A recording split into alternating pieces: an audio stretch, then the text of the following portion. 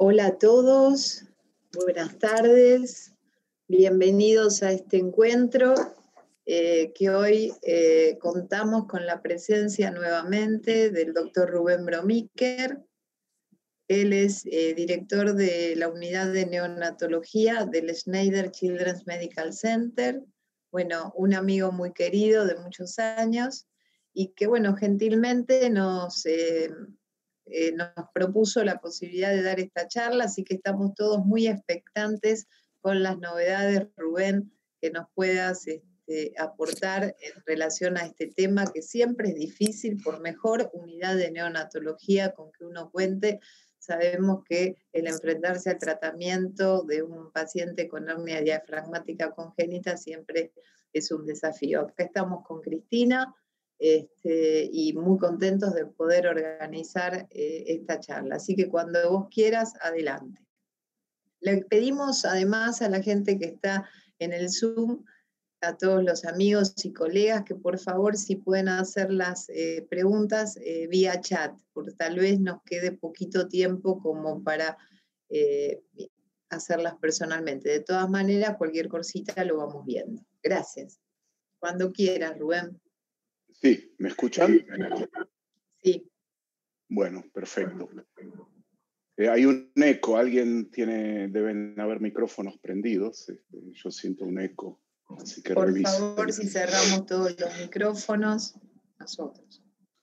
Bueno, antes que nada agradecer a Cristina y a Carmen por haberme invitado nuevamente a dar una charla. La verdad que ahora siento el peso de la responsabilidad porque la charla anterior yo pensé que la estaba dando para un pequeño grupo de amigos y fuera del pequeño grupo de amigos tuvo una increíble difusión con más de 500 reenvíos y la última vez que vi tuvo como 45.000 entradas, así que ahora siento el peso de la responsabilidad. Pero bueno, les voy a contar un poco las novedades del manejo de la hernia diafragmática congénita que hemos basado en un protocolo que hemos adoptado en nuestro hospital. Todavía tenemos mucho por desarrollar, pero pienso que los resultados fueron tan alentadores que merecen ser difundidos. Desde luego que todavía nos falta mucho para poder tener datos con mayor rigor científico, pero de todos modos pensé que era interesante. Es una charla que gustó mucho donde se ha dado.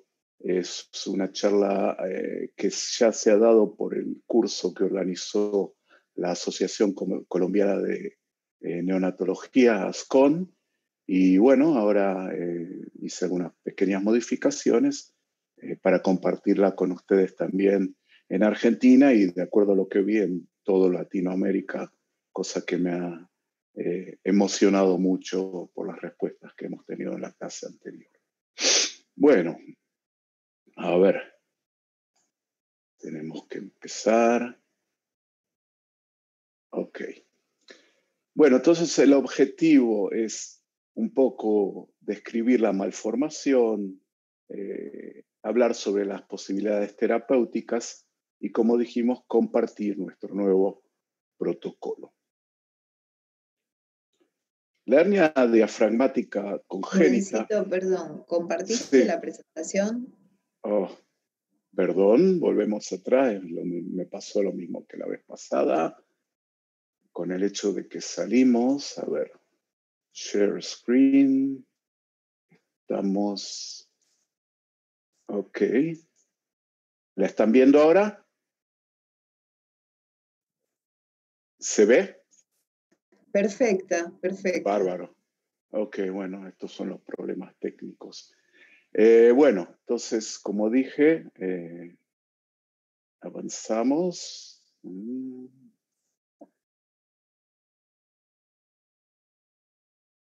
Bueno, hablamos de los objetivos. Y, bueno, en general, la hernia diafragmática congénita es consecuencia de la ausencia parcial o total del diafragma lo cual causa la migración de las vísceras abdominales al tórax, comprimiendo el pulmón ipsilateral, determinando una hipoplasia severa de este pulmón y también comprimiendo el contralateral con un grado menor de hipoplasia, pero existiendo. En casos severos puede haber también compresión del ventrículo izquierdo, creando un problema del desarrollo del ventrículo izquierdo con una falla ventricular izquierda. Como dijimos, la severidad puede ser muy variable. En cuanto a la clasificación, podemos ver aquí en el gráfico, anteriores de Morgani, que no es el caso de la charla, central es la hiatal, y la posterolateral, que en la mayor parte de los casos es izquierda, a pesar de que también hay un 13% de derecho y un mínimo de casos bilateral, que es la hernia de Bogdalek. En cuanto al tamaño del defecto, como podemos ver, pequeño, moderado, grande y agenesia diafragmática total. Bueno, aquí en este dibujo podemos ver lo que ocurre, la migración de los órganos abdominales al tórax con la compresión ipsilateral y también contralateral, como lo hemos dicho. Y aquí podemos ver en una pieza anatomopatológica la misma condición. La incidencia es aproximadamente 1 en 2.500 recién nacidos, con una mortalidad reportada entre el 30 y el 50% o aún mayor, y una alta morbilidad debido a la hipoplasia pulmonar, con un engrosamiento del meséncama y disminución de la ramificación de las vías respiratorias y de la alveolización. Y esto está asociado con la hipertensión pulmonar por ser el pulmón más pequeño con una menor área de sección, hipermuscularización de las arterias pulmonares, remodelación vascular e hiperreactividad vascular. O sea, fuera del tema anatómico, también hay hiperreactividad y esto es importante tenerlo en cuenta por el tema del tratamiento de los medicamentos que utilizamos.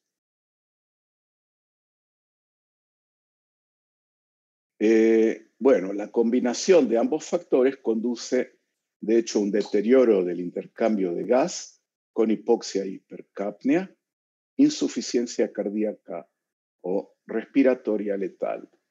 Y lo importante es el diagnóstico prenatal, que puede hacerse por ultrasonido cuando se hace el screening, y una vez encontrado por resonancia magnética, que tendrían un 70% de sensibilidad, dado que hay casos en que no lo ven bien o casos que el desarrollo es posterior al al ultrasonido o ecografía, por lo cual probablemente sería menor la gravedad.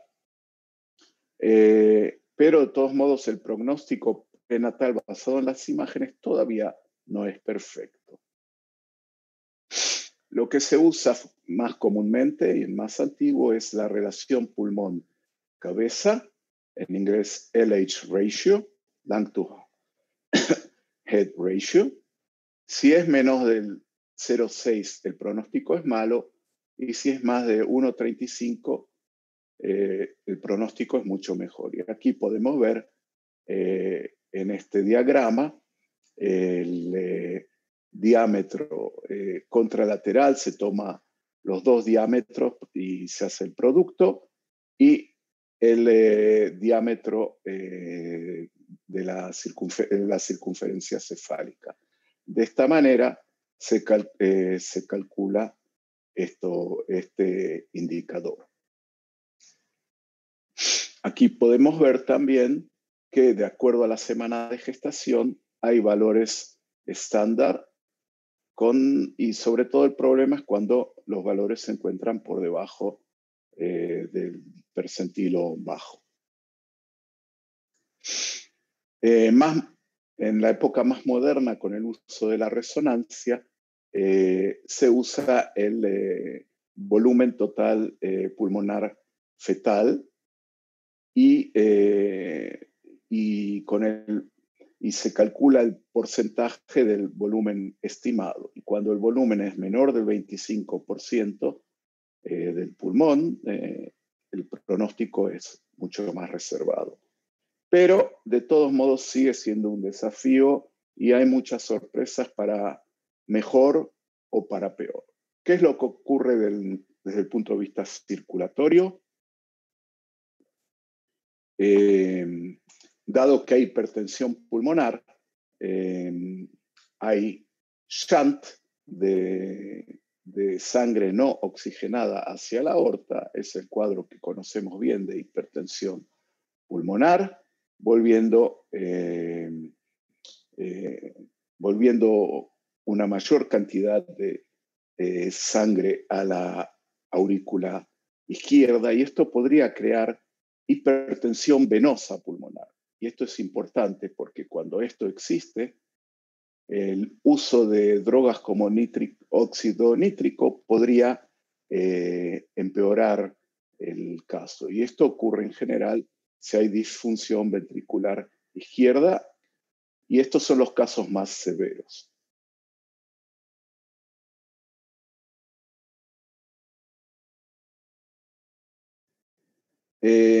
Bueno, el problema es que se usa ventilación mecánica con buenas intenciones tratando de oxigenar a los bebés. Y por eso en muchos casos uno se tienta tratando de buscar una buena oxigenación y incrementa las presiones del respirador, lo cual provocaría sobredistensión o lo que hoy se conoce como trauma por volumen o en inglés volume trauma. Y esto, la presión que se crea sobre el pulmón con altas presiones del ventilador, hace que también puedan ser comprimidos los vasos pulmonares que ya desde sí, habiendo un área de sección muy limitada y teniendo que pasar toda la sangre por este área, hay hipertensión, y entonces cuando uno hace mayor presión, esto limitaría aún más el pasaje de sangre por el pulmón. Entonces, con la intención de oxigenar, podríamos empeorar la situación. Esto alteraría la relación VQ y también, dado que aumentaría la hipertensión pulmonar, habría una disminución del retorno venoso pulmonar por el shunt que se produce, que lo mostramos anteriormente. Y en definitiva, esto crearía hipoxia e hipercapnia, creando un círculo vicioso, porque si hay hipoxia e hipercapnia, uno estaría tentado a incrementar el setting del ventilador y añadiríamos más al daño pulmonar. Recuerden todo esto porque lo vamos a comentar en un segundo más adelante. Esto entonces también crearía una insuficiencia cardiorrespiratoria severa. Sería un problema combinado circulatorio y ventilatorio.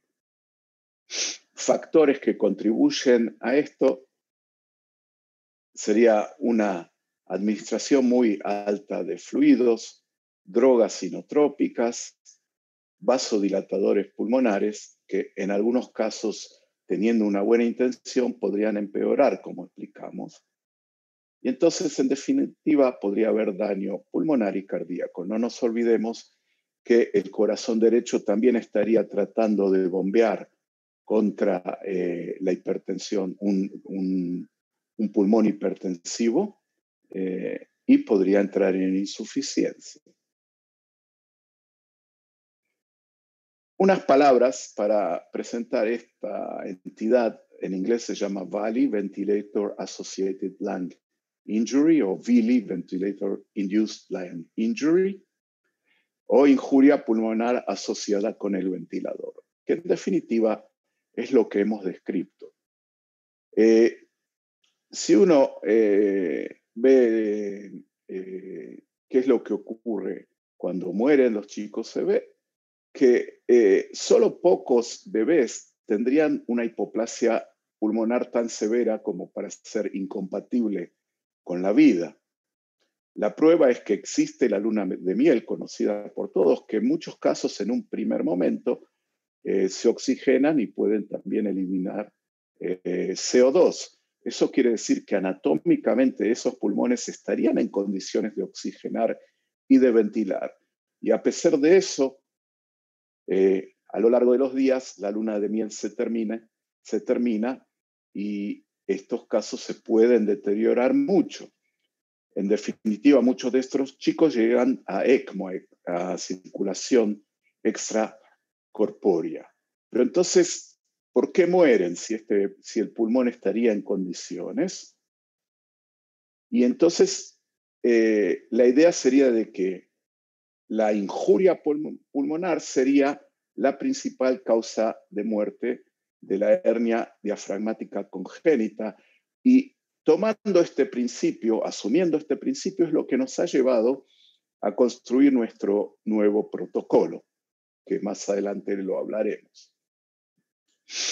Este trabajo, muy importante, hizo autopsia de 68 sobre 101 muertes por hipoxemia grave en caso de hernia diafragmática y vieron que había daño alveolar difuso y membrana hialina en el 91% de los casos, neumotórax y fibrosis intersticial y hemorragia pulmonar. Bueno, no hace falta saber mucha matemática para ver que esto excede, casi duplica el 100%. Quiere decir que estos factores están combinados. O sea que la principal causa de muerte en la hernia diafragmática congénita sería el daño pulmonar. Recordaremos este trabajo que se presenta en muchos congresos de Hillman y colaboradores, que fue hecho in vitro utilizando ovejas pretérminos que fueron ventiladas brevemente con un volumen tidal de 15 mililitros por kilo versus controles. Nosotros sabemos que el volumen tidal en general que utilizamos en ventiladores es 3 a 5 mililitros por kilo. Ellos realizaron grabado broncopulmonar y encontraron que había una interrupción epitelial en las vías respiratorias medianas.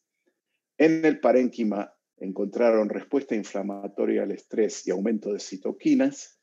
Y en definitiva vieron que la ventilación de presión positiva al nacer incrementaría sensiblemente el riesgo de displasia broncopulmonar. Por lo cual, hay que tener en cuenta que el uso de presión positiva directamente al nacer, cuando el pulmón está lleno de agua en cualquier bebé o en cualquier prematuro, sin controlar con volúmenes altos, ya estaría iniciando la injuria pulmonar por ventilador. Y más aún cuando los pulmones son hipoplásicos, como en la hernia diafragmática. Este dibujo está extraído directamente del cuaderno de resucitación neonatal de la Academia Americana de Pediatría, el programa de reanimación neonatal, cómo reanimar un chico con hernia diafragmática congénita, y vemos que están utilizando AMBO, una bolsa autoinflable, que tiene un volumen de 250 mililitros, cuando cualquier bebé normal tendría un pulmón de 4 a 5 mililitros por kilo, digamos 20 mililitros. Entonces esto mismo para un bebé es peligroso, entonces para un caso de hernia diafragmática congénita podría ser fatal. Y por eso no es raro ver que muchos bebés ya llegan con pneumotórax a la unidad luego de la reanimación neonatal. Desde luego que en caso de hernias significativas, el manejo es una intubación inmediata, pero por lo menos deberíamos tener bien controlada la presión positiva que se realiza. Así que mucho cuidado con el uso de ambos, desde luego suave, y tratar de utilizar el ventilador de pieza en T o Neopaf, como lo llamen, o cualquier otra firma. Y si tienen un respirador normal que pueden inclusive calcular volumen en sala de parto, sería ideal. Y desde luego, más adelante les comentaré lo que hacemos nosotros para evitar el volutrauma en sala de parto, que hasta lo mejor que yo sé, somos los únicos que lo estamos haciendo en el mundo. Bueno, entonces, los factores asociados con VALI, como lo dijimos, son el grado de inflación pulmonar, volutrauma. Hubo estudios en ARDS, o sea, en adultos, en el cual se utilizó, se comparó un volumen tidal de 6 mililitros por kilo versus 12 mililitros por kilo en ARDS, como dijimos. Y este estudio fue interrumpido, fue terminado luego de 861 reclutamientos porque se dio una disminución muy significativa de la mortalidad en el caso de usar tidal volume limitada. Existe también atelectotrauma, que sería el colapso repetitivo y reexpansión que crea estrés de tracción y daño. Por eso se debería usar PEEP cuando uno ventila a un bebé en cualquier situación, y desde luego que la bolsa autoinflable no lo da, y esto ya podría crear trauma. Esto que estoy diciendo es válido para cualquier bebé, para prematuros, pero aún más en caso de pulmón hipoplásico y desde luego en caso de hernia diafragmática. Bueno, está también el biotrauma, que por una ventilación agresiva se liberan citoquinas pulmonares y sistémicas, creando un fallo multisistema orgánico. O sea, en definitiva, tratando de mejorar y de ayudar al paciente, estaríamos tal vez haciendo daño al paciente. Y aquí tenemos un ejemplo de una pieza de anatomía patológica de una hernia pulmonar luego de haber sufrido el daño, la injuria pulmonar inducida por ventilador. Ténganlo esto presente la próxima vez que ventilen a una hernia diafragmática.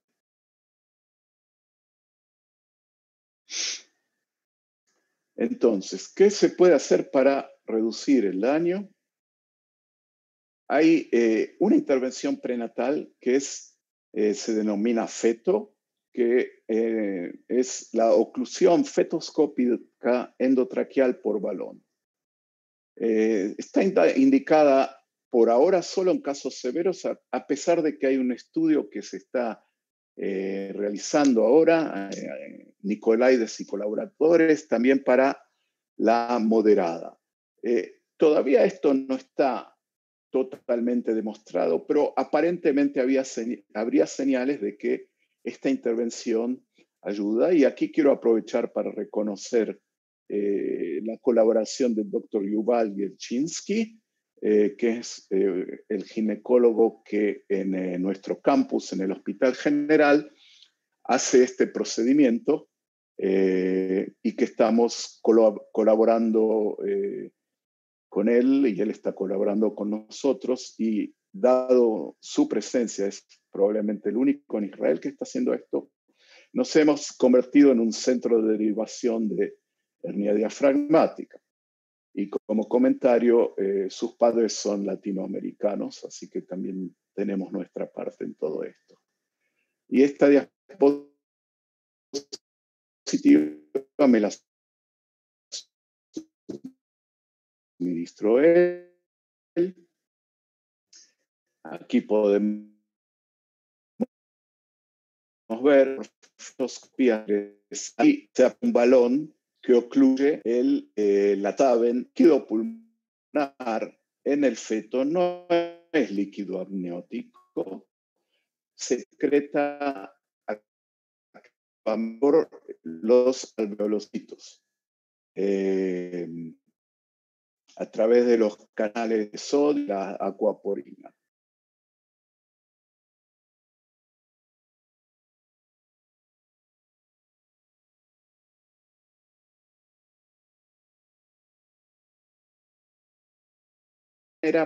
Podría permitir en el desarrollo pulmonar bilateral. Este es el principio del procedimiento feto. Aquí podemos ver, nuevamente agradezco al doctor que me suministró el film, la fetoscopía, cómo se coloca el balón.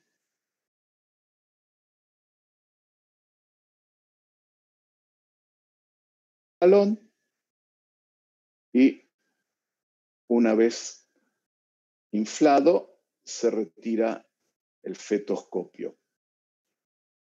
Esto se hace aproximadamente a las 27 semanas en los casos severos. Y aquí podemos ver la respuesta de incremento del volumen pulmonar. El procedimiento de la idea surgió que se vio que en casos de atresia se incrementaba el volumen pulmonar, la idea de hacer esto. Pero el balón dorado antes del nacimiento, porque si no, estamos en una situación donde habría dificultad para ventilar al feto. Aquí vemos que reventaron el balón y sale este conjunto de sedimentos. Eso quiere decir que el procedimiento tuvo éxito. A las 34 semanas se elimina y espera que el parto llegue a ser a término. Normalmente se espera, nuestro protocolo es distinto.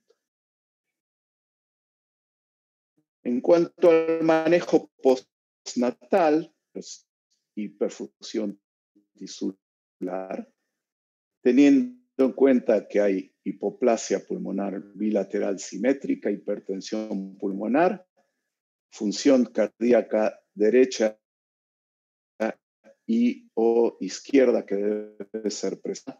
Y esto es un poco el resumen de lo que dijimos ahora. Y se debe encontrar el balance adecuado entre estos factores, porque vemos que cuando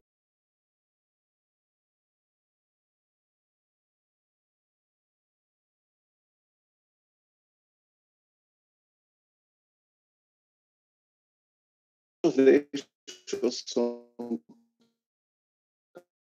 casos que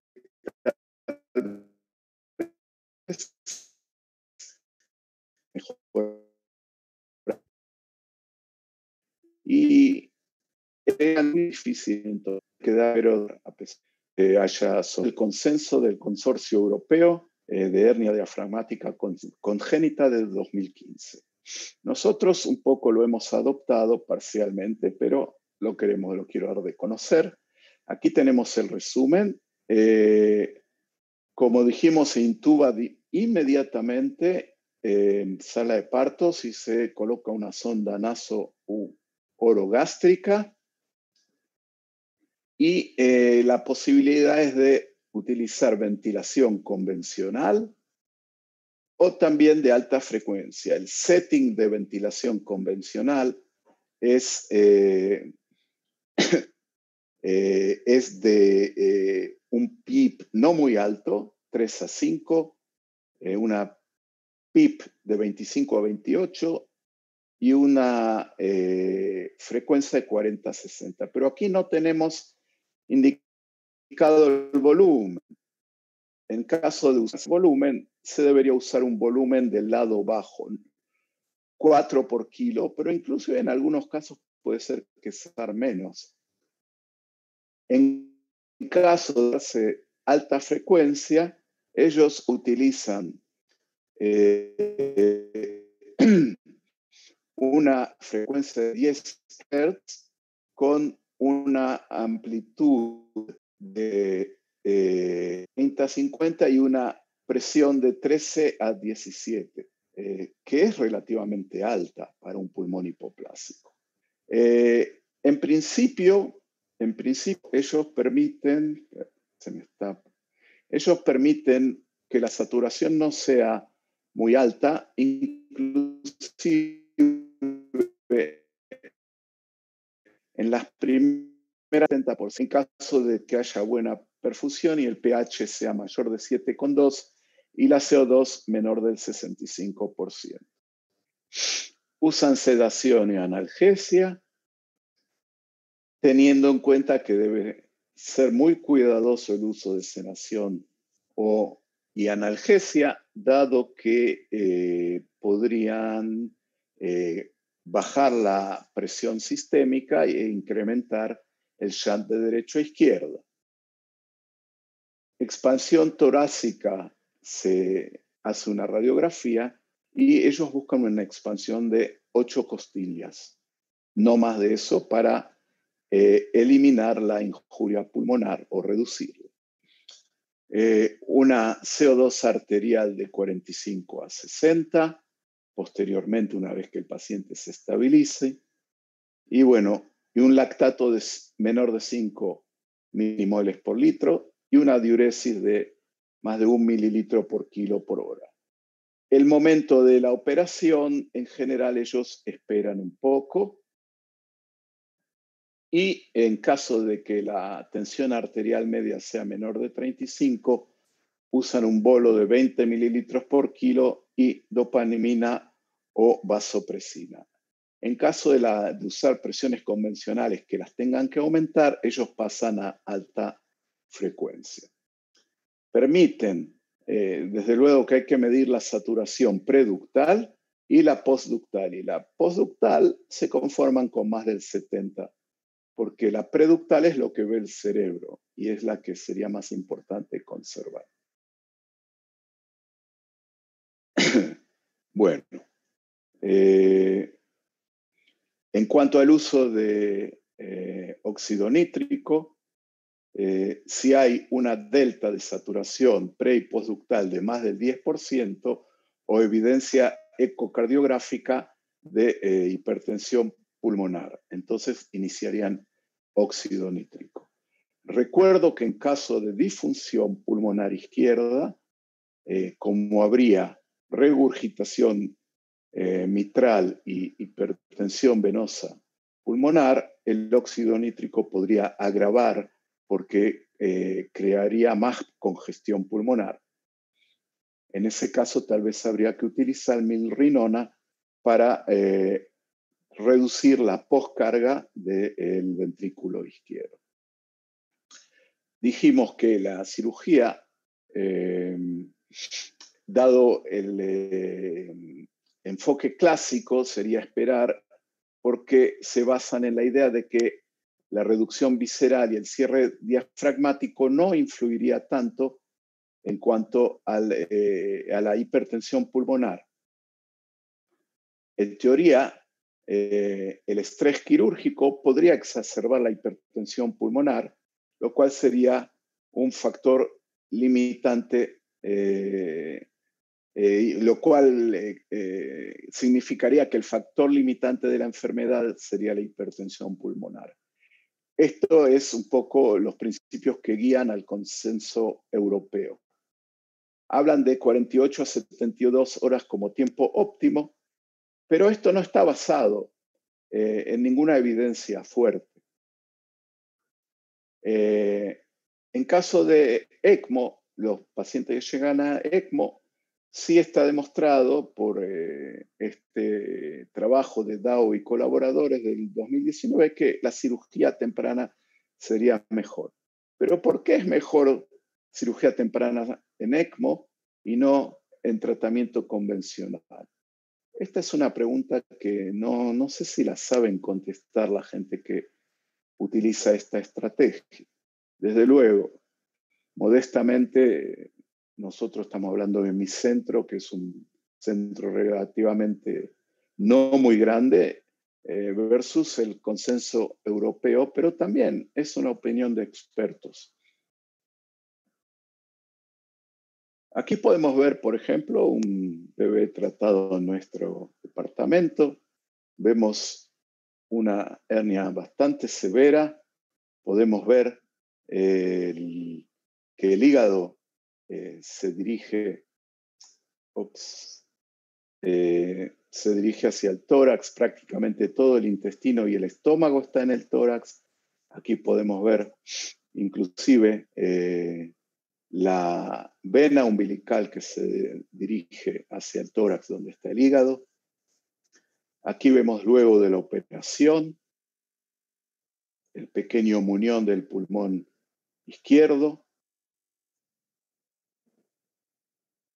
Y aquí vemos que el pulmón se está empezando a expandir y lo que vemos en blanco, está en blanco, dado que es donde quedó vacío, de ahí se sacaron las vísceras y secreta líquido pulmonar. Nosotros no usamos drenaje luego de la operación.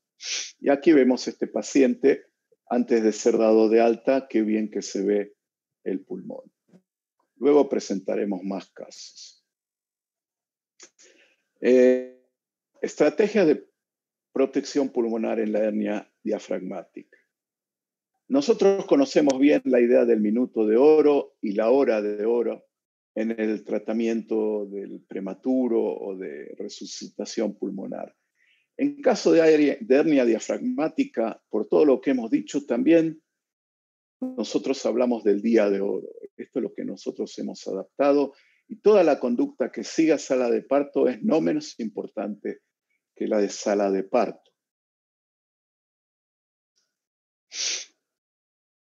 Nosotros tratamos, como dijimos, de minimalizar el volutrauma, o sea, proteger al pulmón desde la primera respiración. Y el parto debería ser asistido por el mejor equipo de expertos.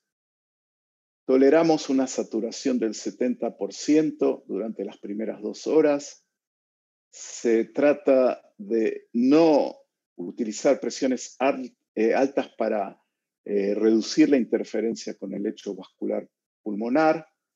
El CO2 le permitimos subir hasta el 65%. Y en cuanto a la perfusión, similar a las normas europeas con un lactato bajo.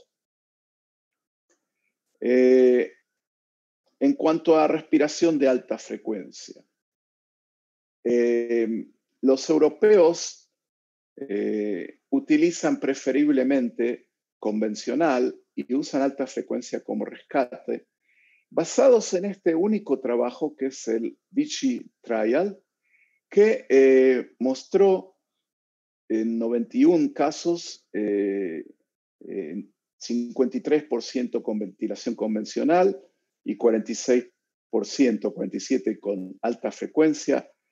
No hubo diferencia en el número de muertes, pero muerte o BPD, displasia broncopulmonar, pero hubo aparentemente una tendencia a mayor muertes en el caso de alta frecuencia. Pero, perdón, tengo aquí algo automático que está moviéndome la presentación. Sabrán disculpar. Estamos volviendo.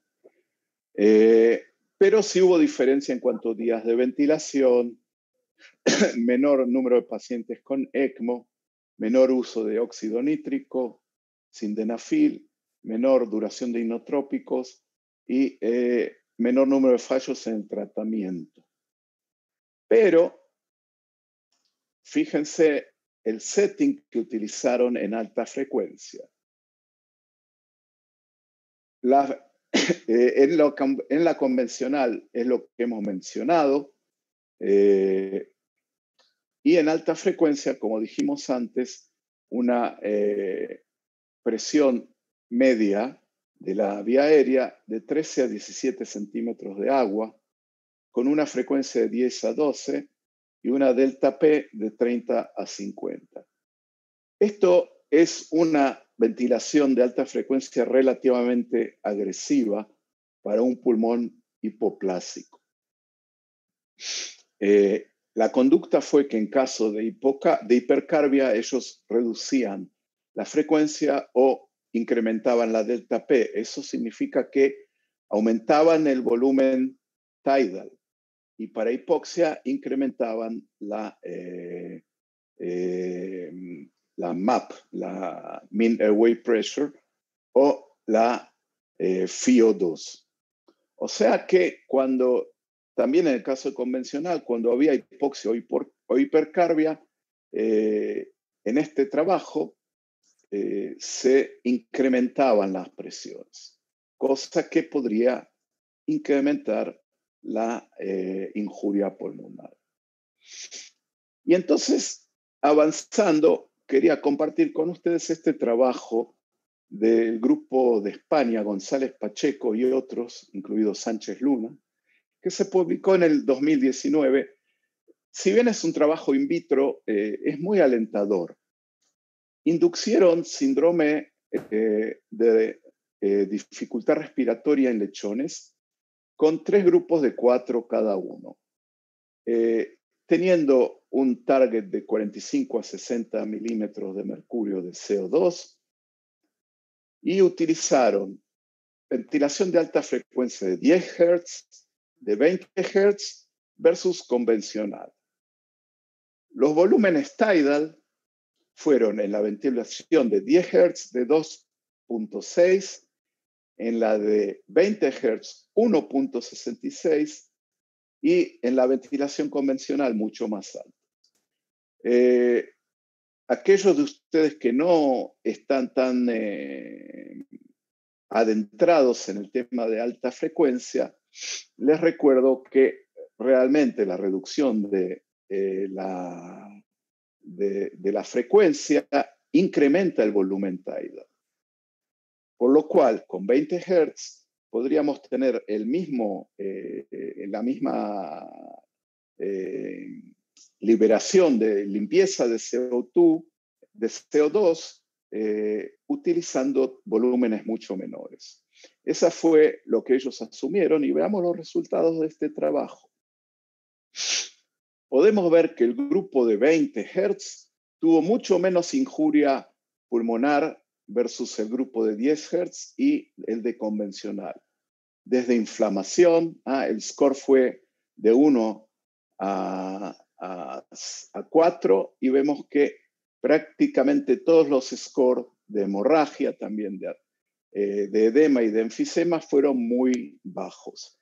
En el grupo convencional hubo un alto score de enfisema que estaría asociado con displasia broncopulmonar. Aquí podemos ver la histología. Hay un infiltrado inflamatorio difuso grave en los 10 Hz, atelectasia moderada en los 20 Hz, y en el grupo de convencional, enfisema con ruptura alveolar significativa. La conclusión de este trabajo sería que el uso de muy alta frecuencia, 20 Hz, sería protector del pulmón.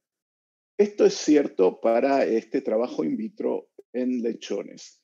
Todavía no es muy popular el uso de tan altas frecuencias, pero sí está muy aceptado el uso de frecuencias de 15. De hecho, basado en este paper y en charlas a las cuales he asistido, en lo personal es muy convincente este trabajo, y en mi unidad aceptamos y adoptamos el uso de frecuencias de 15 Hz para ventilar chicos en alta frecuencia.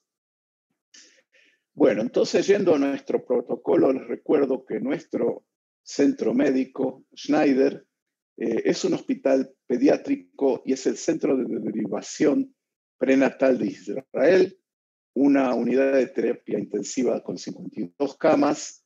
El hospital general en el cual estamos vecino a nuestro tiene 9.000 nacimientos anuales y nosotros cubrimos el alto riesgo de ellos. Y en nuestra unidad hay cirugía cardiovascular, una unidad de ECMO, muy experimentada, permanentemente hacen ECMO. Se hace el procedimiento feto, como les mostré antes, y muchos casos de hernia diafragmática derivados prenatales por el hecho de feto, dado que son casos severos. Por lo cual nuestra población en general es la población de casos de hernias severas. Habría un bias. No tenemos tantas hernias benignas. La mortalidad que teníamos hasta que adoptamos el nuevo procedimiento, la mortalidad o ECMO, hasta el 2019 era de aproximadamente el 40%. Y dijimos, bueno, esto es suficiente, enough is enough. ¿Qué podemos hacer para mejorar los casos?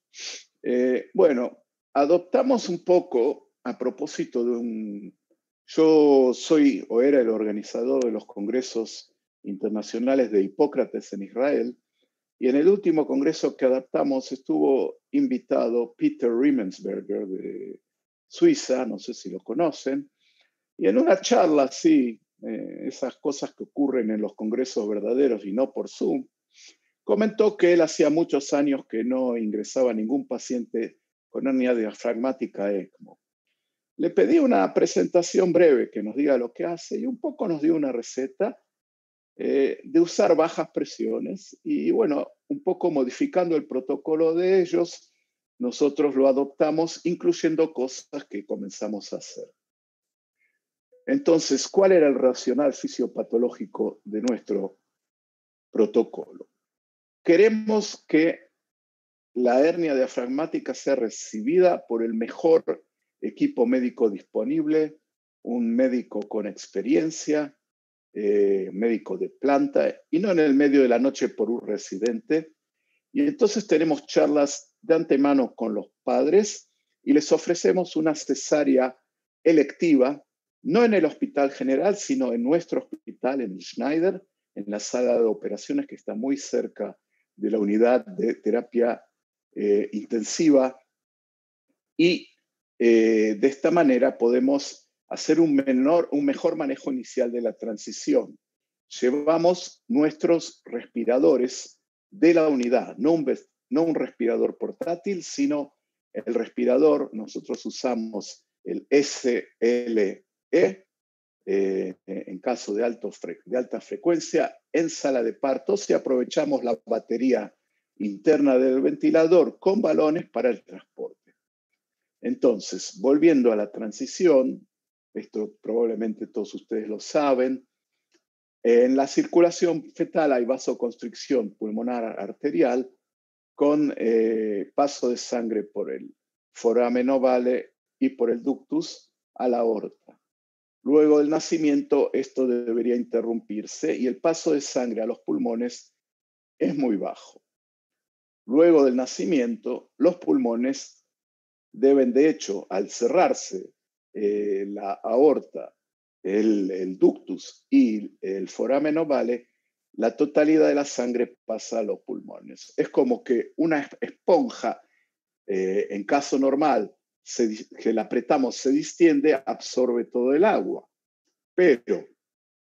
y no tiene lugar para pasar por otro lado. Pero cuando se hace el clamp del cordón umbilical, se incrementa la resistencia periférica.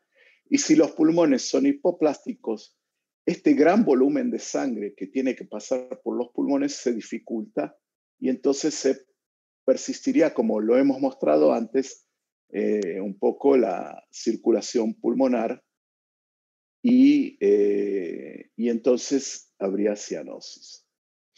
Entonces, ¿qué ocurre en la transición en neonatos con hernia diafragmática?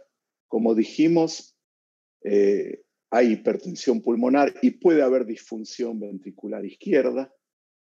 Probablemente puede haber disfunción ventricular derecha. Hay también un retraso del clearance de líquidos de las vías respiratorias y un retraso de la reducción de la resistencia vascular pulmonar y del incremento del flujo sanguíneo pulmonar. Entonces, si se hace un clamp inmediato del cordón, esto podría reducir aún más el gasto cardíaco por pérdida de la precarga. Sumado a esto, se limita la oxigenación y se incrementaría el riesgo de daño cerebral hipóxico isquémico. Teniendo en cuenta estos preceptos, en lugar de hacer todos los esfuerzos para mejorar la oxigenación, nosotros tratamos de aprovechar al máximo el pulmón esforzándolo al mínimo.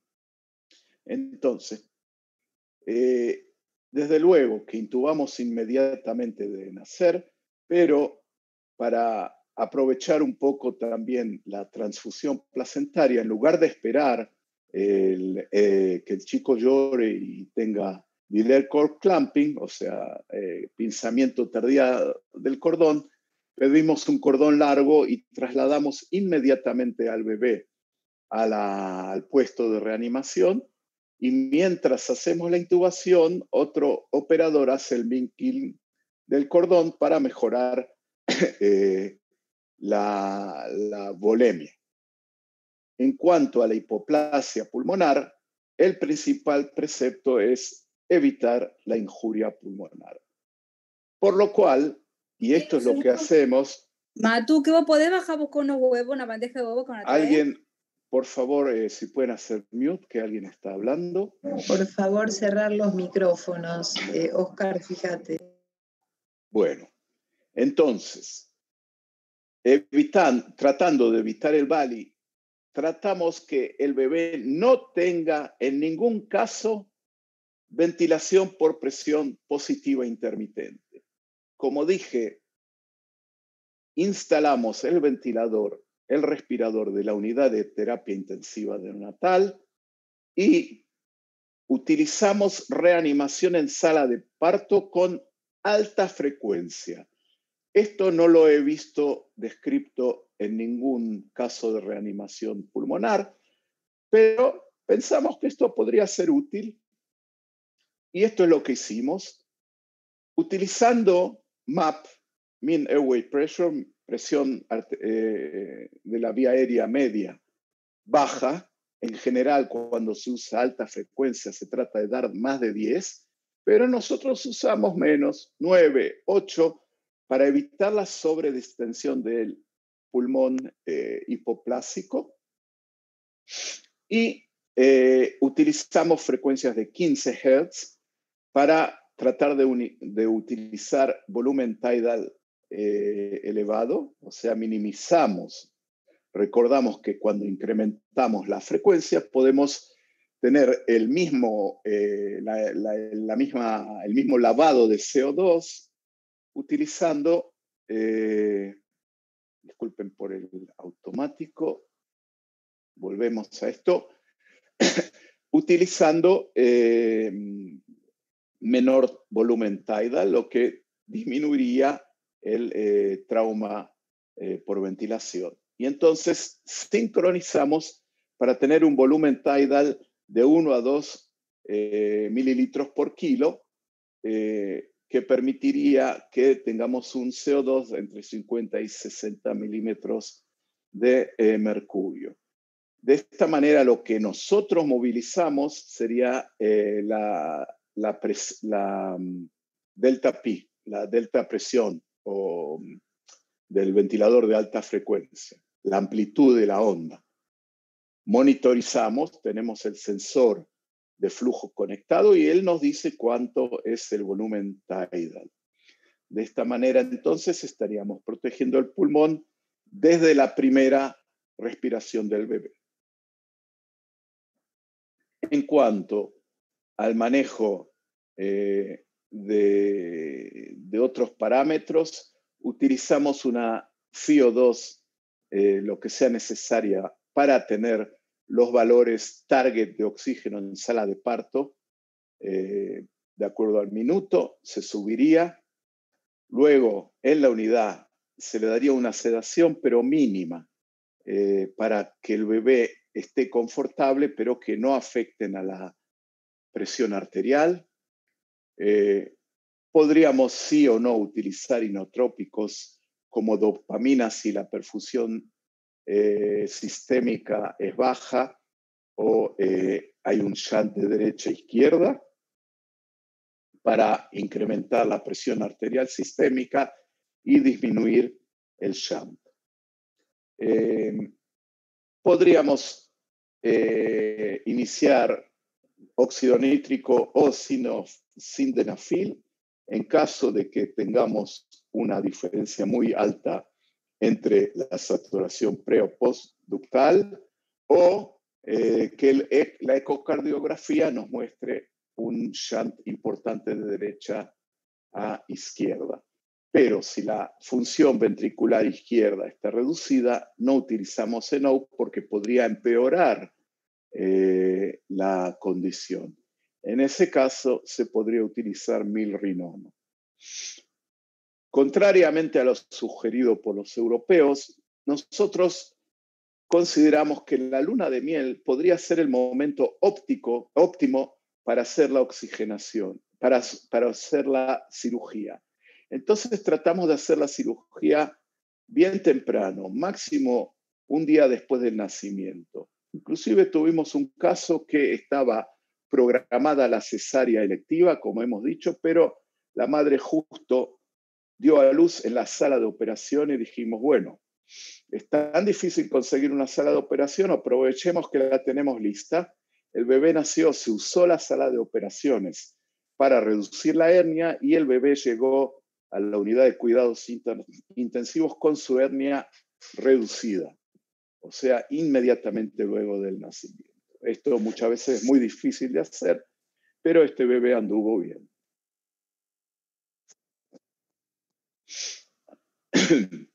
Aquí podemos ver un poco lo que se hace, ni bien nace el bebé, se le hace el milking junto con la intubación, aquí se lo está reanimando. Sigamos a la próxima. Aquí ya está intubado y conectado al ventilador de alta frecuencia.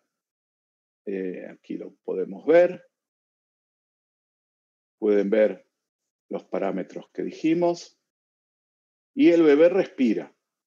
De alguna manera, la ventilación y la oxigenación la hace también la ventilación espontánea del bebé, no solo el ventilador. El ventilador facilitaría. Y aquí podemos ver la pantalla que apenas vimos en el video, con una presión media de 9, una frecuencia de 15, en este caso la delta pi, o sea, la amplitud de 24 centímetros de agua, y inicialmente usamos 30% de FiO2 y lo fuimos incrementando de acuerdo a lo necesario.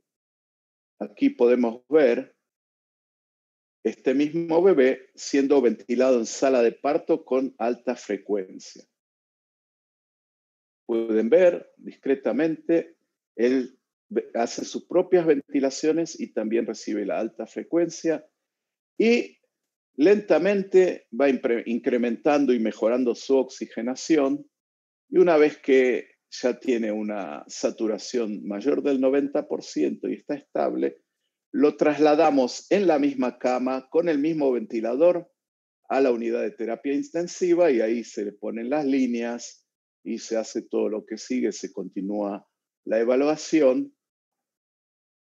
Aquí vemos la saturación de este bebé.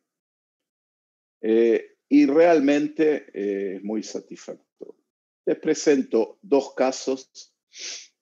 El primer caso, un embarazo de 27 semanas que se vio una hernia con una LH, una relación pulmón-cabeza de 0,9, mal pronóstico. Se evaluó genéticamente con ecocardiogramas que fueron normales y se hizo el procedimiento feto en 28 semanas. Hubo una rotura de membrana a las 30, se dio antibiótico y betametasona, Celestón. El balón se retiró a las 33 semanas y esto aparentemente provocó el parto, que fue espontáneo. El Apgar no fue muy alto y esto se realizó en el Hospital General porque ocurrió a la noche. Todavía no estaba generalizado nuestro protocolo. Se intubó, se ventiló con ventilación convencional y se transfirió a la unidad. Desde luego que este era un prematuro. Aquí podemos ver las vísceras en el pecho, pero la oxigenación fue mala, 100% de FiO2, presiones muy altas. Y esto fue en un sábado, que es el día feriado, entonces el médico de planta llegó más tarde, lo recibieron residentes. Se dio surfactante, que su uso no está recomendado en hernia diafragmática, salvo que, como en este caso, fue un prematuro. Los gases sanguíneos fueron malos y el paciente tenía hipertensión pulmonar, presión sistémica, inductus grande. Se utilizaron inotrópicos, adrenalina, antibióticos, pero el paciente no mejoró y falleció. Y no fue elegible para ECMO porque tenía menos de 35 semanas, sobre todo menos de 34. El paciente número 2, en el segundo trimestre, tuvo una hernia derecha con desplazamiento del mediastino hacia la izquierda, hígado e intestinos en el tórax, relación pulmón-cabeza 0,8:1 a las 25 semanas y 0,7 a las 27, lo cual aparentemente sería un muy mal pronóstico, perdón. De todos modos, se hizo el procedimiento feto también. Y el balón se retiró también a las 33 semanas. El parto fue a las 38 con nuestro procedimiento de cesárea electiva en el quirófano del hospital pediátrico, con el procedimiento que les detallé y les mostré. Aquí vemos la hernia derecha con el desplazamiento de todo hacia la izquierda. Había hipertensión pulmonar, se inició dopamina hasta la cirugía en el segundo día de vida. A los 9 días este bebé ya estaba extubado, que a priori el pronóstico era muy malo y había mucho pesimismo. De todos modos, tuvo una ecografía cerebral normal y se dio de alta a los 13 días sin hipertensión pulmonar significativa en la ecografía. El seguimiento neumonológico a las 7 semanas sin síntomas respiratorios. Desde luego que no todos los casos son así, pero es un caso que a priori tenía muy mal pronóstico y fue muy exitoso. Aquí podemos ver, luego de la operación temprana, el muñón pulmonar que se fue expandiendo y el mediastino volvió a su lugar. Y esto era antes del alta. En 2019, que empezamos a adoptar este protocolo, esta fue nuestra experiencia. 14 casos tuvimos usando este protocolo, 6 de ellos usaron feto y 12 fueron dados de alto. Hubo 2 muertes, los 2 fueron prematuros que no fueron elegibles para ECMO.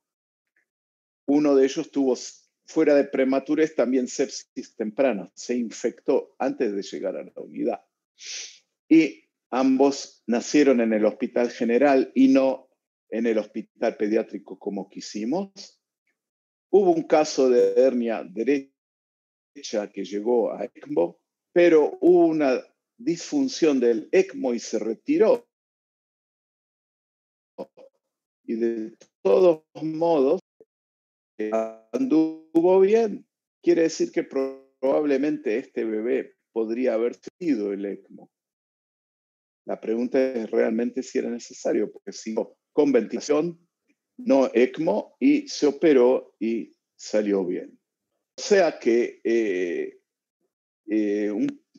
en resumiendo, tuvimos aproximadamente un 10%. Desde luego que los números todavía tienen que ser mayores, pero comparado con lo que estamos acostumbrados históricamente, los números son muy buenos. Y si esto va a seguir siendo consistente en el, es decir, que es una revolución, y por eso sentimos que queríamos compartir. Pero como dije, esta presentación tiene limitaciones. A propósito de la severidad, al contrario, por ser un centro de derivación, nuestros casos son los más graves. Por lo cual los resultados podrían ser más significativos.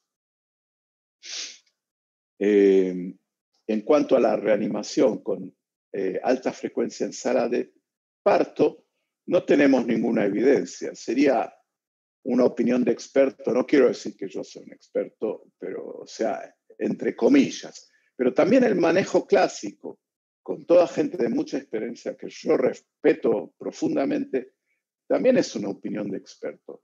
Y si recordamos el inicio del CPAP en el mundo, hoy hablamos como una práctica común, pero al principio no había ningún trabajo que lo avale y sin embargo se empezó a generalizar y se usó y solo después vinieron los trabajos que hablaron de su utilidad para el manejo del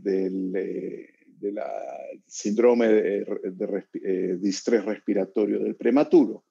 O sea que, bueno, yo no pretendo decir que esto es la panacea o todavía estamos muy lejos de tener la suficiente evidencia, pero realmente el personal de nuestro hospital siente y ve que hemos tenido una revolución en el manejo de la hernia diafragmática, inclusive el personal de ECMO, que estaba acostumbrado que cada caso de hernia ya se los convocaba y se les decía de antemano para preparar la posibilidad de ECMO, extrañan los casos de hernia diafragmática.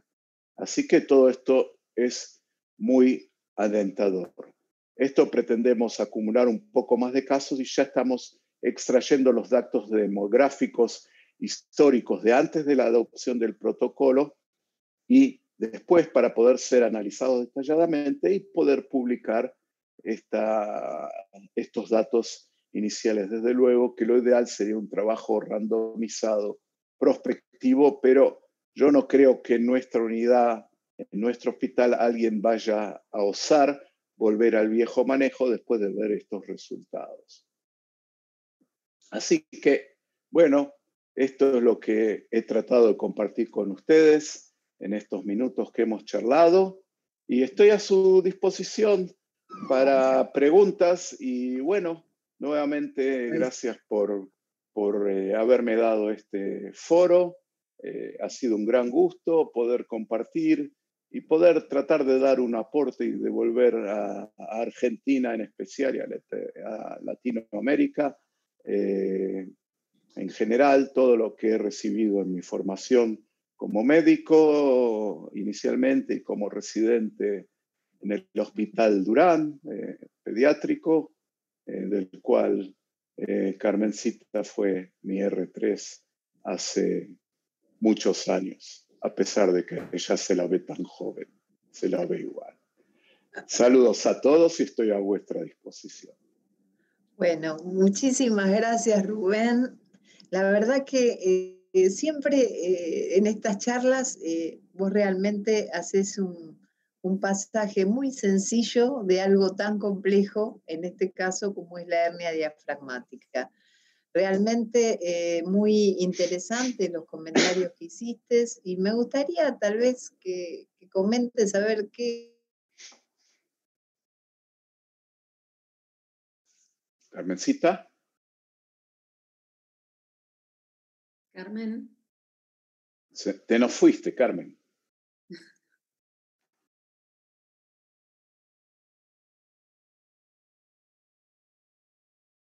¿Usted me escucha, doctor Boromíquer? Sí. Me podés llamar de vos, no me hagas sentir tan viejo. Bueno, esperamos a que aparezca Carmencita. Pero yo tengo, o sea, soy la doctora Viviana Robledo y pertenezco al equipo de trabajo de la doctora Ocio y de Carmen. Y bueno, soy la que va a hacerle las preguntas que hicieron el público. El público acá lo saluda desde muchos lados de Argentina y de Latinoamérica, ¿sí? De Ecuador, de El Salvador, de Colombia. Hablan de la excelente presentación. Y bueno, hacen algunas preguntas, pero esperamos a ver si se pueden reconectar Carmen y Cristina. Aquí están. Gracias, Vivi. Sí, acá nuevamente nos reconectamos. No sé si... Se nos recongeló, Carmen. No, sí. Debe haber tema con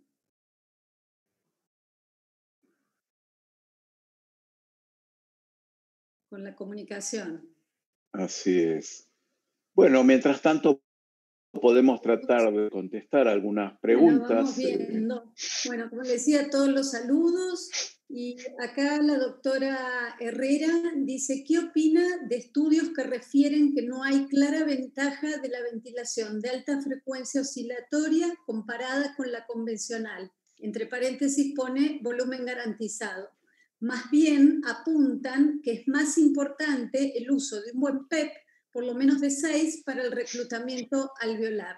Y vuelve a repreguntar, ¿mejora el manejo ventilatorio si usamos mejor alta frecuencia con volumen garantizado que solo el oscilatorio? Bueno, muchas gracias por la pregunta. De alguna manera me referí en la presentación a el trabajo que comparó la convencional con la alta frecuencia. Y recuerdo que dije que se utilizaba alta frecuencia no tan alta, por lo cual los volúmenes tidal fueron más altos y también las presiones que utilizaron fueron mucho más altas que las presiones que nosotros utilizamos. Nosotros utilizamos una media de 9, 8 inclusive, o 7. En cuanto a la ventilación con volumen garantizado convencional, bueno, yo soy un gran abogado de esto y lo he compartido inclusive en mi visita a Argentina, cuando estuve en la unidad de Cocobine, inclusive una charla que di en Fundasamin, tratando de convencer, así que realmente no tienen que convencerme a mí sobre la utilidad de la ventilación convencional. El problema es que la discusión es que a pesar de que hay opinión de expertos que dicen utilizar volúmenes tidal 4, 5, inclusive en hernia diafragmática congénita, si uno trata de analizarlo desde el punto de vista del sentido común, es un problema. Inclusive el reclutamiento pulmonar utilizando PEP alto, esto es muy bueno cuando el pulmón es normal, pero inclusive el consenso europeo habló de PEP más bajo, de 4, 5, inclusive 3, porque está claro que si utilizando PEP y volumen garantizado, si nosotros incrementamos el PEP, automáticamente también va a incrementar el PIP. Y bueno, el tema del volumen sería mucho más alto. O sea, no estoy al tanto de algún trabajo prospectivo que se haya realizado comparando o cuál sería el setting ideal en ventilación convencional. Cuando lo hacíamos antes de adoptar este protocolo, nosotros siempre utilizamos ventilación convencional con volumen garantizado. Tratamos de utilizar volumen más bajo. En un curso de ventilación dado por el doctor Kessler, un experto en ventilación de volumen, él sugiere el uso de por lo menos 4 mililitros por kilo. Yo debo reconocer que esto no me convence mucho porque todo esto podría crear injuria pulmonar. Y la ventaja de utilizar una presión media baja, como repito nuevamente, el racional de esta estrategia sería utilizar el mínimo de presiones para poder tener una oxigenación decente. Basado en nuestra experiencia, esta semana recibimos a un bebé, por ejemplo, que el inicio no fue bueno. Llegamos en sala de parto a una FiO2 de 100 y él no se oxigenaba.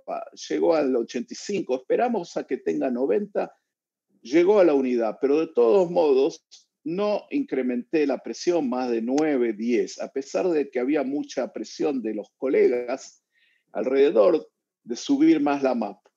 La consecuencia de esto fue que a las 2 horas ya estábamos bajando la MAP y hacia la noche ya estaba en la FiO2, hacia la noche seguíamos con una MAP de 9 y ya teníamos una FiO2 de 30 y una CO2 de 42, 43. O sea, basado en esta estrategia y sin tener la presión para oxigenar inmediatamente o limpiar el CO2 inmediatamente, teniendo paciencia, el pulmón se abrió. Hay que darle tiempo, porque no nos olvidemos que en sala de parto el pulmón está lleno de líquido y encima está hipoplásico.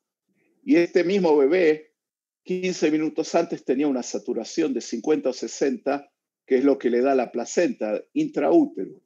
Por lo cual, si el lactato es adecuado, si la perfusión es adecuada, teniendo paciencia, esto es bueno, porque si incrementamos las presiones podemos también afectar la presión pulmonar sistémica e incrementar el shunt de derecha a izquierda.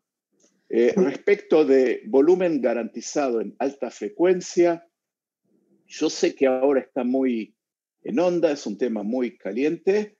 Yo creo que deberíamos ser muy cuidadosos con el uso de volumen garantizado en alta frecuencia, porque mucha gente no tiene la información. Normalmente en alta frecuencia, cuando nosotros queremos limpiar más CO2, reducimos la frecuencia.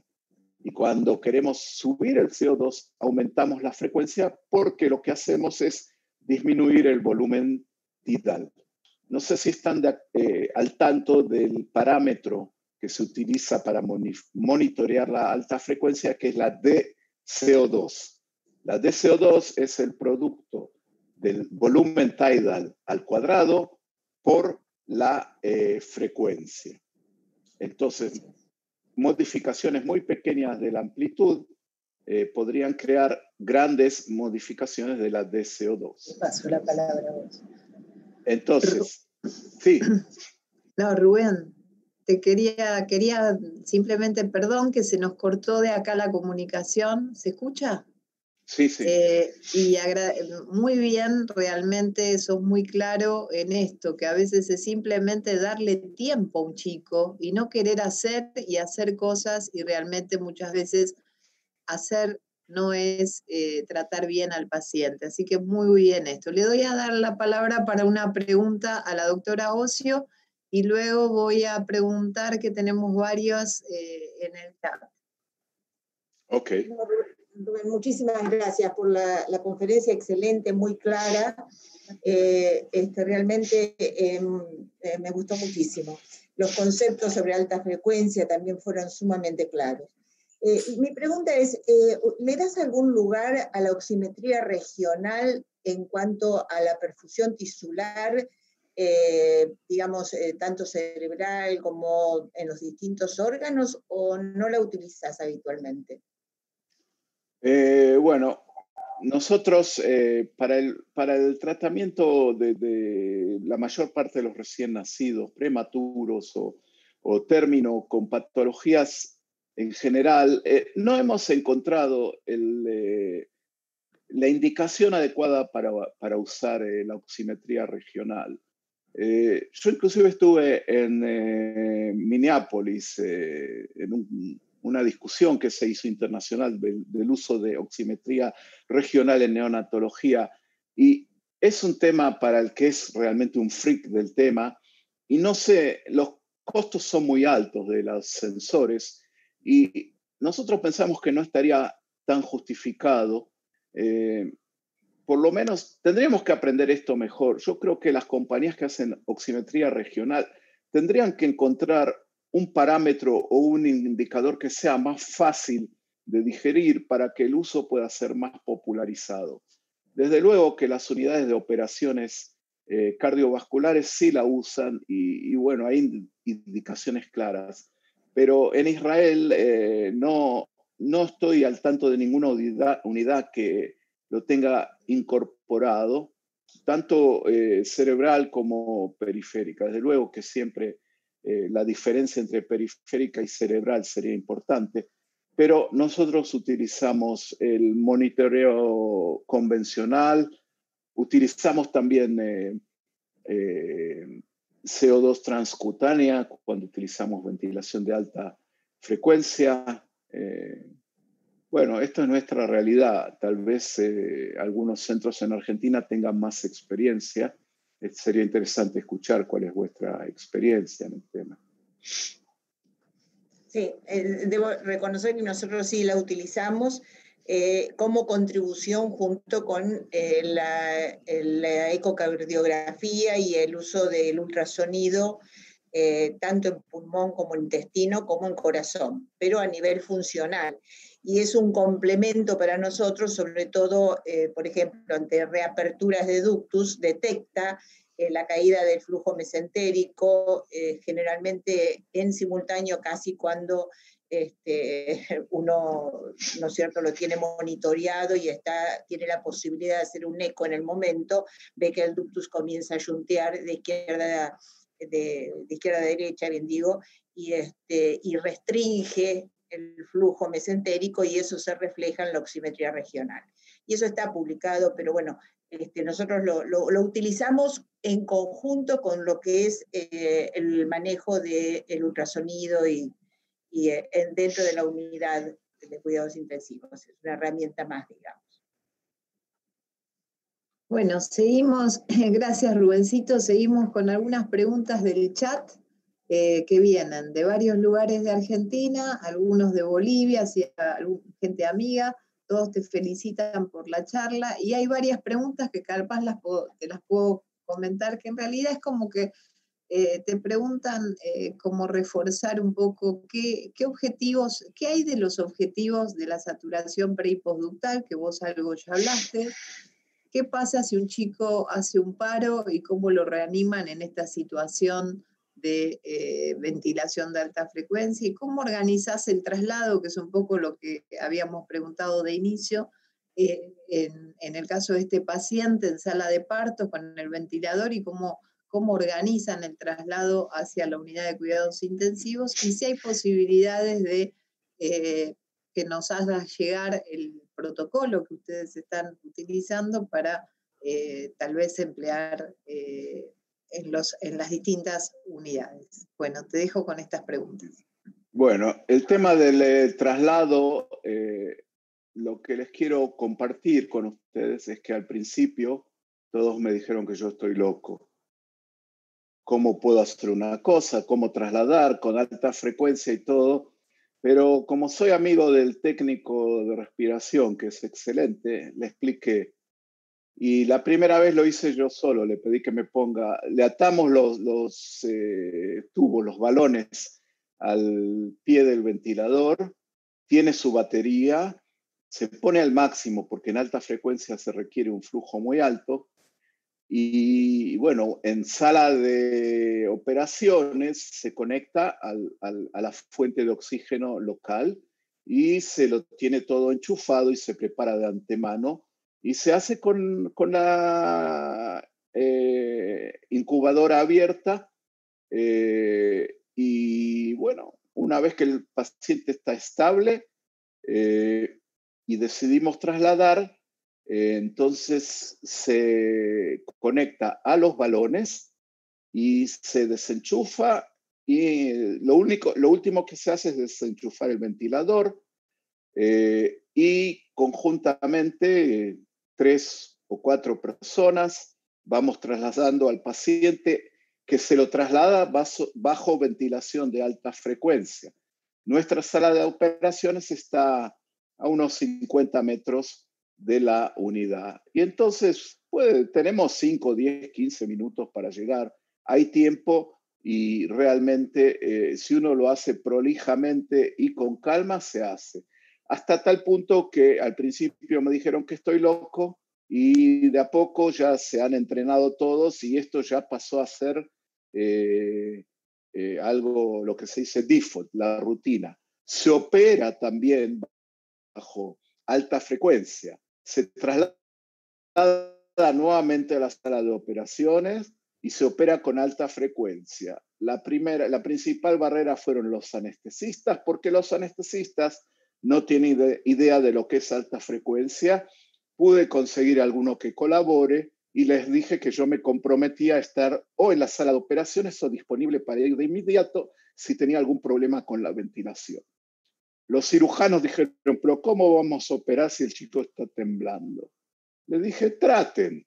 Y cuando trataron me dijeron, bueno, esto es muchísimo mejor, porque hay vibraciones y como la frecuencia es tan alta, es 15, casi no se siente.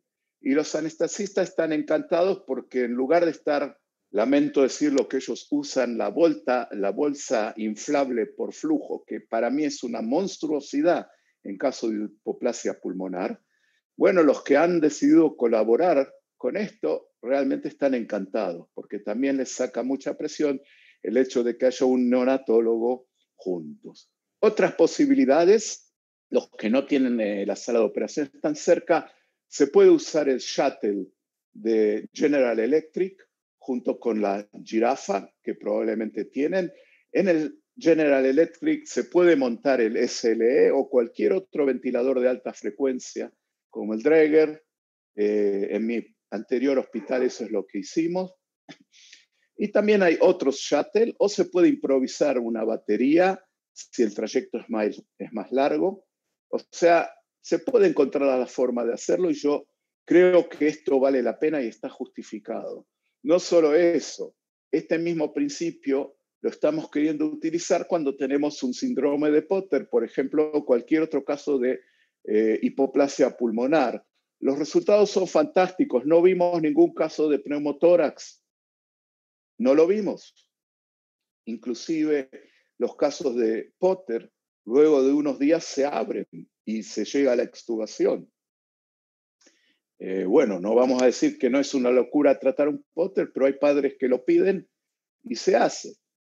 Y terminan ventilándose solos, porque se le da la oportunidad al pulmón de no ser dañado. ¿Tenía otra parte la pregunta, Carmen? Otra parte es si podés recordar o si hay algo puntual sobre los objetivos de la PO2 pre y postductal. ¿Qué pasa si un chico hace un paro y lo tenés ahí con la ventilación de alta frecuencia? Y un poco si podés comentar también desde lo práctico. Yo veo que son todas preguntas prácticas que un poco vos ya las comentaste. ¿Qué pasa con el delta P? Vos dijiste entre 30 y 50 más o menos, y si usás CO2 transcutánea. Sí, bueno, en cuanto al paro, vamos a empezar por orden. En cuanto a la diferencia pre y postductal, no es importante. Este último chico que comenté tenía una diferencia pre y postductal de 15, pero lo más importante es la preductal, porque es lo que ve el cerebro. Y si tengo una saturación de 95, 96, 97 en la preductal y la postductal es 80, 85, no va a pasar nada, porque este chico hasta ahora tenía una saturación de 60 intraútero. O sea, no se creará daño en las vísceras. Y la evacuación del pulmón, la operación temprana permite que se empiecen a expandir los pulmones y podríamos reducir la hipertensión pulmonar. Y también el uso de la dopamina tiene su ventaja.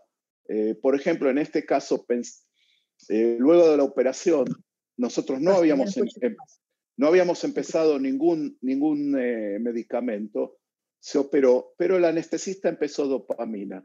Luego de la operación, desapareció la diferencia entre pre y postductal. Y pensamos que era solo por el hecho de haber sacado las vísceras del pecho, y se hizo destete de dopamina y volvió la diferencia. O sea que en este caso la dopamina tuvimos evidencia clara de que ayudó. Por lo cual creo que es importante mantener una buena presión arterial, y la dopamina tal vez pueda, al incrementar la carga del ventrículo izquierdo, podría disminuir el shunt. Eso en cuanto a la diferencia. Paro cardíaco, bueno, cuando hay un paro, lo primero que hay que hacer es entender por qué hay un paro. Yo no creo que haya alguna causa, nunca lo vi, de un chico que haya tenido un paro inmediato por hernia diafragmática, salvo que sea tan grave que no se pueda oxigenar de ninguna manera, y esto puede ocurrir. Y bueno, en este caso lo mejor es que no sobreviva, porque si hay ECMO, entrar este chico en ECMO no sería elegible para ECMO, porque si no tiene posibilidad de destete del ECMO, sería realmente una injuria hacia el chico y hacia la familia y hacia el personal. Si hay un pneumotórax que crea el paro, bueno, hay que identificarlo. Esto es neonatología básica. Bueno, entonces eso en cuanto a esto. ¿Y qué más? ¿Cuáles serán las otras partes de la pregunta? CO2 transcutánea, que ya comentaste, y sobre el delta P, aspectos prácticos. Bueno, usamos CO2 transcutáneo. Hay que tener en cuenta que la CO2 transcutánea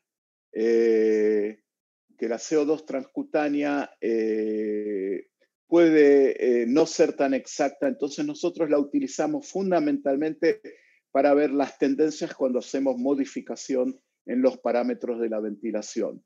Fundamentalmente nosotros no reducimos la frecuencia, la dejamos en 15, entonces si queremos aumentar la eliminación de CO2, incrementamos la delta P. 30 a 50, muchas veces se llega a 60, 70. No tenemos miedo porque tenemos monitoreo del volumen tidal de la alta frecuencia, y no lo usamos garantizado porque podría ser peligroso.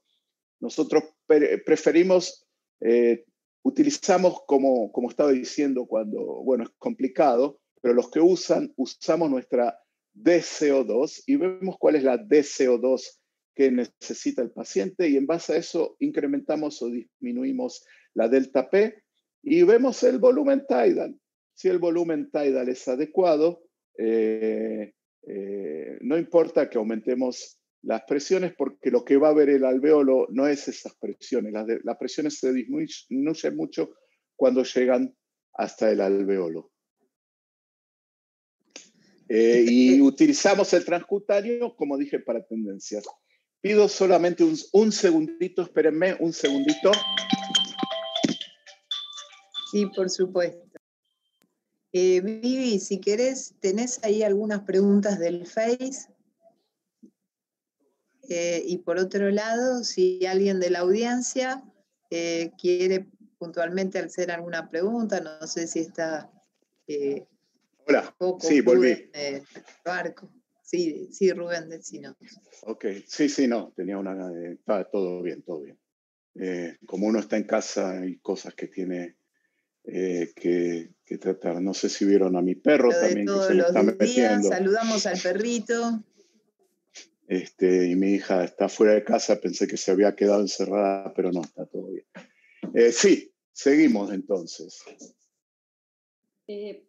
Acá en el Face alguien pregunta, no le quedó muy claro el tema de dar PEP o no desde el nacimiento en la patología. Bueno, como nosotros utilizamos, Yo cuando hablé de PEP y todo eso di el consenso del grupo europeo. El paper está, la presentación está, la referencia. El que esté interesado en utilizar convencional puede bajar el trabajo y adoptarlo. Nosotros no utilizamos convencional, utilizamos alta frecuencia, por lo cual PEP no sería válido. El equivalente del PEP en alta frecuencia es la presión media.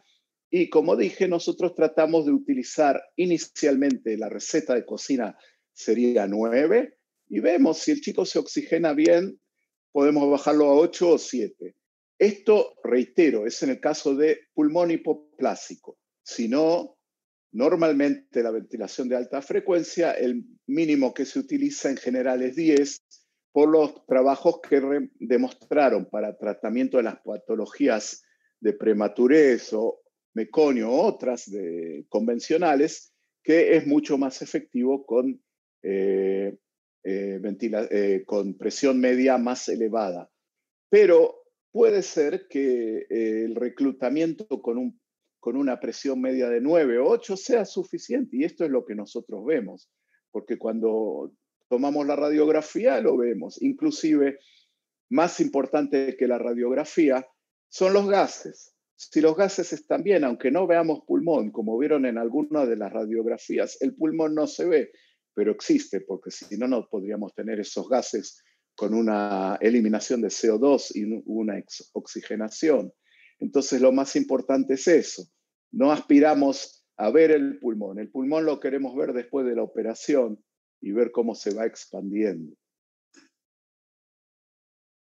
Espero que esté claro. Sí, perfecto. A ver, también otra de las preguntas, no todos los hospitales aquí en la Argentina cuentan con la posibilidad de ECMO. Sin embargo, utilizando la ventilación mecánica convencional, estabilizando al paciente, si la cirugía puede ser al segundo o tercer día, y bueno, la mortalidad también es mínima. Este es un hospital de referencia, bueno, no dicen de dónde escriben, pero es de acá de la Argentina. Bueno, antes que nada, yo tengo un profundo respeto por los hospitales de referencia y por el uso convencional. Yo no pretendo decir que lo que otros hacen está mal, pero bueno, ustedes saben que muchas veces un poco las ideas pueden ser el inicio de una nueva era y bueno, las cosas con el tiempo se van demostrando. Y bueno, lo de ECMO puedo decir que, como comenté, la gente de ECMO de mi hospital está maravillada porque prácticamente desapareció el uso de ECMO en hernia diafragmática. Y yo creo que tal vez los casos que llegan al ECMO son o los más severos de todos, que no estarían tan indicados entonces llegar a ECMO. Esto lo hemos discutido con un cardiólogo pediátrico colombiano en la clase de la ASCON. Se hizo el debate y él dijo que sí, que muchos de los casos que él ve son casos que o que la enfermedad es tan severa o que llegaron a ECMO como consecuencia de injuria pulmonar, y entonces es muy difícil el destete. Por lo cual, tal vez, si uno pudiera, inclusive a través de convencional, tratar de adoptar la estrategia de utilizar las mínimas presiones para crear el mínimo de daño pulmonar, tal vez se podría reducir la cantidad de casos que llegan a ECMO. Desde luego que nuestro hospital como tiene ECMO con la idea tradicional, hemos recibido y recibimos muchas derivaciones porque hay ECMO, pero paradójicamente ahora no lo estamos utilizando. Y el rol del procedimiento feto, no sé si se está haciendo en Argentina, todavía no está perfectamente demostrado por la literatura. pero aparentemente sí podría tener un rol y tiene un sentido, pero hemos tenido casos muy difíciles que no se les hizo feto porque llegaron tarde o por distintas causas, y sin embargo con este protocolo anduvieron muy bien. Bueno, muchísimas gracias, Rubén. Realmente el concepto creo que nos queda es que uno tiene que ser flexible y pensar en otras posibilidades para mejorar las terapéuticas, tener la mente abierta y sobre todo individualizar los casos, individualizar al paciente. Y esto no quiere decir que tenga que ser lo que sí o sí. Cada uno lo decidirá de acuerdo a su lugar, a sus posibilidades y demás. Realmente estamos más que agradecidos, yo más que contenta porque sabes que te quiero muchísimo y lamentablemente por un tema de tiempo tenemos que ir cerrando. Queremos avisar que esta charla tan excelente va a estar en la plataforma a disposición de todos y en todo caso las preguntas que queden pendientes, por favor, nos las hacen llegar y yo me encargo de vehiculizarlas. Y que vos después cuando tengas tu organigrama lo puedas hacer. Tenemos, en la plataforma de YouTube es donde va a estar la charla. Rubencito, muchísimas gracias por todo, gracias a la audiencia y bueno, besitos y muchísimas gracias por todo. Cris, Vivi, gracias. Nada, me agrego lo de Carmen y